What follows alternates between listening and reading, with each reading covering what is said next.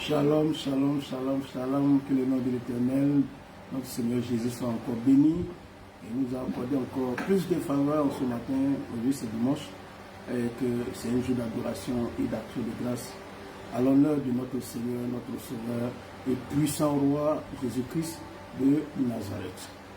Alors ce matin, béni soit l'Éternel qui me donne encore la possibilité, me donne encore son souffle de vie et qui l'a entretenu afin que je puisse encore partager ce matin avec toi, avec vous ce matin. Alors sans plus tarder, aujourd'hui c'est dimanche, ça veut dire quoi? C'est un jour qui nous permet d'aller dans la présence de Dieu, d'aller de reconnaître les bienfaits de l'Éternel, d'aller adorer notre Dieu, d'aller célébrer notre Dieu d'une manière ou d'une autre.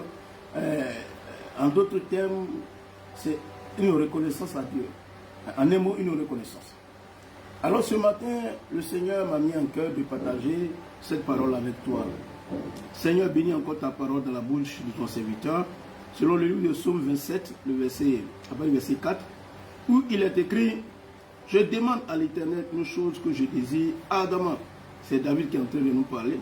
« Et je voudrais habiter toute ma vie dans la maison de l'Éternel pour contempler la magnificence de l'Éternel. Oh! Et admirer son temple. » David qui était un homme de révélation. David était un roi, un puissant roi. Celui-ci-là même qui a bâti un grand château. Pallier ce château de luxe. Parce que c'était un roi puissant, un roi prospère que l'Éternel avait béni. Il pouvait rester dans sa maison et puis se faire attendre. Et puis faire attendre son Dieu. Et puis vouloir que son Dieu vienne jusqu'à lui pour afin de le célébrer comme toi et moi, peut-être que nous sommes en train de faire aujourd'hui. Aujourd'hui pour la question des réseaux sociaux. Aujourd'hui pour une fois des réseaux sociaux, les gens ne veulent plus faire d'efforts. Ils ne veulent plus aller vers leur Dieu. Ils attendent à la maison et ils fouillent dans leur portable et disent bon de toute façon j'ai envie de prier mais je n'ai pas envie de faire l'effort. Je n'ai pas envie de me rendre dans un lieu de culte, un lieu de prière dans la maison de Dieu pour aller prier. Alors, de toute façon, les messages que moi je veux, je peux choisir un message qui me plaît avec un homme de Dieu que j'ai l'habitude de suivre. Alors, ce matin, je fais mon culte à la maison, je suis tranquille, je n'ai pas besoin de me déranger, je n'ai pas besoin de transpirer, je n'ai pas besoin de me déplacer. Non. Il y a ce que Dieu est avec nous. Dieu est omniprésent. Dieu est avec toi dans ta maison. Dieu est avec toi en dehors de ta maison. Mais Dieu aussi est dans sa maison. C'est pourquoi Jésus lui-même se rendait dans la maison de son Père. Et à son constat, il a vu que les gens ont commencé, ils ont envoûté la maison de son Père. Ils ont pris la maison de ce Père comme un lieu commercial. Qu'est-ce que Jésus a fait? Le Seigneur est rentré, il s'est débarrassé de tout ce qui est marchand, tout ce qui est marchandise. Il a jeté toutes ces choses dehors. Et qu'est-ce qu'il a dit? Ne savez-vous pas que c'est la maison de mon Père, c'est la maison de prière, et ce n'est pas la maison des brigands, qui n'est pas fait pour les brigands, pour des business. Pourquoi avez-vous fait de la maison de mon Père un lieu de business? Jésus même qui était Dieu, Jésus pouvait rester à Nazareth, rester dans sa maison pour que Dieu puisse le trouver là-bas. Il y a ce que Dieu peut faire avec toi à la maison. Il y a ce que Dieu peut faire en dehors de ta maison. Mais il y a ce que Dieu fait avec nous et pour nous dans sa maison. Tel est le cas de Anne. Anne ne pouvait pas prier Dieu chez elle. Anne a prié Dieu. Anne a prié Dieu. Anne a prié Dieu chez elle. Mais c'est lorsqu'elle s'est décidée pour aller dans la maison de Dieu, lorsqu'elle a décidé d'aller plaider devant la face de l'Éternel, c'est en cela qu'elle a vu Samuel. C'est dans la maison de Dieu, Samuel a entendu la voix de Dieu. C'est dans la maison de Dieu, Jésus même assis avec les autres, et il disait quoi? Quels sont ceux qui sont ma famille? Ma famille, c'est ceux-là même qui sont autour de moi, écoutant ma parole et la mettant en pratique. C'est que la famille de Dieu, Dieu forge sa famille dans sa maison. Et il y a ce qu'on demande à la maison, et puis on reçoit. Il y a notre communion avec Dieu chez moi à la maison. Mais il y a notre communion avec Dieu dans sa maison. Donc il y a des dimanches où c'est un jour d'adoration, d'action de grâce, où on doit se déplacer pour aller célébrer Dieu. C'est là que tu te dis non, je n'ai pas besoin de toute façon la Bible. Moi-même je connais. La Bible, moi-même je suis diplômé en temps. Je suis tant, j'ai fait l'université.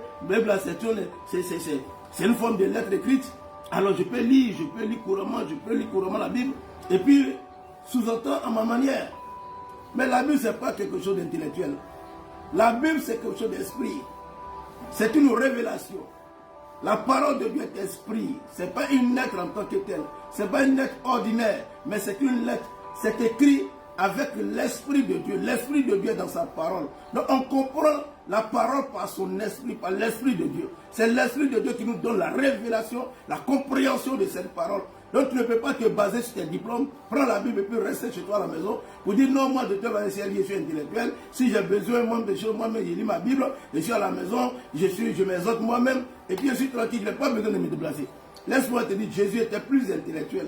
Jésus incarne la sagesse. Mais Jésus pouvait se déplacer et puis aller dans la maison de son Père. Ils sont allés à Jérusalem. Ses parents sont retournés. Ils ont fait 3 jours recherchant Jésus. Ils n'ont pas trouvé Jésus. Ils sont retournés à Jérusalem et ils sont allés voir dans le temple. Regardez, voir, j'étais au coup dans le temple. Ils voient Jésus qui est en train d'enseigner avec les grands maîtres. Ils sont en train de, autour de la parole de Dieu, ils sont en train de discuter. Quand Marie et Joseph l'ont interpellé, ses parents l'ont interpellé, qu'est-ce qu'il a dit? Il a dit, ne voulez-vous pas que je m'occupe de l'affaire de mon père? Il dit quoi? Les affaires de son père là, c'est quoi? Il pouvait faire ça autrement, quelque part d'autre. Mais pourquoi dans la maison de Dieu? Il y a des communions avec Dieu, c'est dans sa maison. Et que cette communion est fiable. En dehors de sa maison, cette communion est déconnectée de nous. Il y a ce que nous, il y a notre collection dans la maison de Dieu. Dans notre collection chez nous à la maison, il y a les prières que nous faisons, les jeunes prières que nous faisons. Chez nous à la maison. Non, ça je n'en disconviens pas. Je n'ai pas dit c'est mauvais. Je n'ai pas dit que sur les réseaux sociaux, avec les hommes de prière, les hommes de Dieu, en train de nous orienter, nous exhorter, nous encourager dans certaines prières, ou bien nous exhorter dans la parole de Dieu. Ce n'est pas mauvais, il y a ça à part. Mais il y a la maison de Dieu, dans laquelle Dieu même habite dans sa maison, et puis nous attend, et on va vers lui là. Il y a ça à part. Et c'est ce dimanche-là, je suis en train de t'exhorter, t'interpeller. Il est temps que tu puisses aller vers Dieu, et arrête de te faire, d'attendre Dieu chez toi à la maison. Mais souvent, il faut te déplacer pour aller vers le Seigneur dans sa maison. Il faut aller lui rendre grâce. Et tu verras que les choses dans ta vie vont changer. Alors ce matin, je bénis le Seigneur pour ta vie. Et que je te dis encore shalom, shalom, shalom, shalom. Et que la paix du Seigneur soit avec nous.